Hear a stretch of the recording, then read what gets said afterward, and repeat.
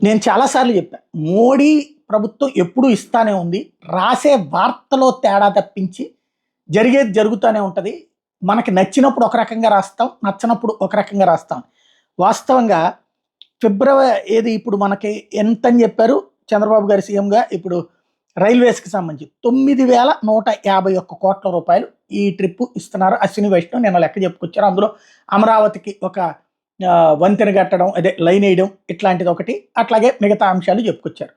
ఇప్పుడు సూపర్ అసలు ఆంధ్రాకి బోలెడంతా ఇదంతా రాసుకొచ్చారు. Very good. తప్పులేదు. రాయాలి. ఆంధ్రాకి ఇస్తున్నప్పుడు రాయడానికి ఏం బాధ? రాయాలి. కానీ లాస్ట్ ట్రిప్ ఎంత వచ్చిందో తెలుసా? లాస్ట్ బడ్జెట్‌లో 9,138 కోట్లు.